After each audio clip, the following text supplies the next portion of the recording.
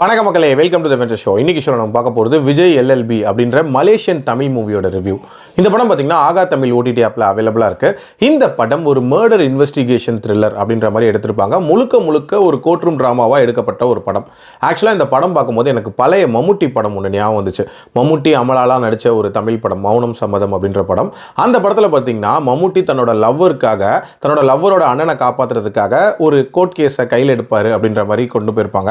அதே மாதிரி இதுலயுமே நம்ம ஹீரோ தன்னோட லவ்வருக்காக ஒரு கேஸ் எடுக்கிறாரு அப்படின்ற மாதிரி போகும். நம்ம ஹீரோவை பொறுத்த வரைக்கும் பாத்தீங்கன்னா ஒரு மிகப்பெரிய லா ஃபார்ம்ல ஒர்க் பண்ணிட்டு இருப்பாரு.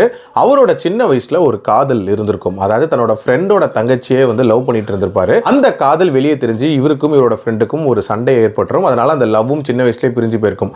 ரொம்ப நாளைக்கு அப்புறமாட்டு அவரோட லவ்வர் திருப்பி அவங்கள கான்டாக்ட் பண்ணுவாங்க. அதாவது அவங்களோட அண்ணன், அதாவது நம்ம ஹீரோவோட ஃப்ரெண்ட் இருக்கார்ல, அவர் ஒரு கேஸ்ல மாட்டிக்கிட்டாரு அப்படின்ற மாதிரி. அதாவது அவர் ஒரு லெக்சரரா இருப்பாரு. அவரோட காலேஜில் படிக்கிற ஒரு பொண்ணையே கொலை பண்ணிட்டாரு அப்படின்றதுக்காக அரெஸ்ட் பண்ணப்பட்டிருப்பாரு. தூக்கு தண்டனை கிடைக்கிற மாதிரியான ஒரு நிலைமையில இருக்கும். ஸோ இந்த கேஸை தன்னோட லவ்வருக்காக இவர் எடுக்க ஆரம்பிக்கிறாரு. அந்த விஷயம் எப்படி போகுது, அந்த இன்வெஸ்டிகேஷனில் என்னென்ன மாதிரியான விஷயங்களை கண்டுபிடிக்கிறாரு, அண்ட் டுவர்ட்ஸ் தென் காப்பாத்தினாரா இல்லையா தன்னோட ஃப்ரெண்டை அப்படின்ற மாதிரி நிறைய விஷயங்களை சொல்லக்கூடிய ஒரு படம் தான் இந்த படம். எனக்கு இந்த படத்தில் பிடிச்ச விஷயம் அப்படின்றது அந்த இன்வெஸ்டிகேஷனை அமைச்ச விதம். ரொம்ப சிம்பிளான ஒரு இன்வெஸ்டிகேஷன் தான், பட் ரொம்ப நீட்டாகவே அமைச்சிருப்பாங்க.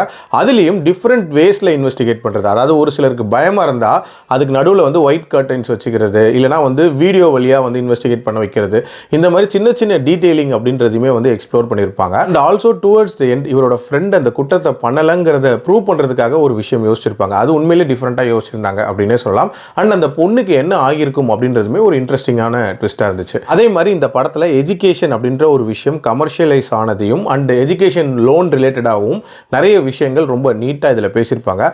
இன்ஃபேக்ட் இது மலேசியாவுக்கு மட்டும் இல்லை, இந்தியாவுக்கும் பொருந்தும் அப்படின்னே சொல்லலாம். கண்டிப்பாக பேசப்பட வேண்டிய ஒரு டாபிக். அண்ட் டியூரேஷன் வைஸ் பார்த்தீங்க அப்படின்னா 2 மணி நேரத்துக்குள்ள முடியக்கூடிய ஒரு படம். ஒரு நீட்டான ஒரு இன்வெஸ்டிகேஷன் த்ரில்லர் தான். எனக்கு இந்த படத்தில் பிரச்சனையாக பட்ட ஒரு விஷயம் அப்படின்றது, இந்த படத்தோட இன்வெஸ்டிகேஷன் ஆரம்பிச்சு ஒரு மாதிரி நல்ல பேஸில் கதை போயிட்டு இருக்கும். நடுவில் ஒரு ஸ்பீட் பிரேக்கர் மாதிரியான ஒரு விஷயத்தை இவங்க பண்ணிடுவாங்க. அதாவது இந்த இன்வெஸ்டிகேஷனில் சில பிரச்சனைகளை உருவாக்குறேன், சில ஹேர்டில்ஸை கிரியேட் பண்ணுறேன் அப்படின்ற மாதிரி தேவையில்லாத சில சீக்வன்சஸை ஃபோர்ஸ்ஃபுல்லாக திணிச்சிருப்பாங்க. அந்த மிடில் போர்ஷன்ஸ் அப்படின்றது இந்த படத்தில் அந்த அளவுக்கு எஃபெக்டிவாகவும் இல்லை. போனால் தேவையில்லாத ஒரு லேக் அப்படின்ற மாதிரியான ஒரு ஃபீல்டாக இருந்துச்சு. பட் அந்த இன்வெஸ்டிகேஷன் திருப்பி தொடங்கினதுக்கு அப்புறம் மட்டும் ஒரு மாதிரி பரபரப்பாக தான் போகும். பட் அந்த மிடில் போர்ஷன்ஸ் இன்னுமே கொஞ்சம் எஃபெக்டிவாக எடுத்துருக்கலாம். பட் ஓவரால் பார்க்கும்போது கண்டிப்பாக ஒன்ஸ் ட்ரை பண்ணி பார்க்குற மாதிரியான ஒரு இன்வெஸ்டிகேஷன் ட்ராமா தான். என்னோட ரேட்டிங் இந்த படத்துக்கு 2.9 out of 5. அடல்ட் கண்டென்ட்டை பொறுத்த வரைக்கும் பெருசாலாம் இல்லை, தாராளமாக பார்க்கலாம். மீண்டும் அடுத்த விமர்சனத்தில் சந்திக்கிறேன். நன்றி, வணக்கம்.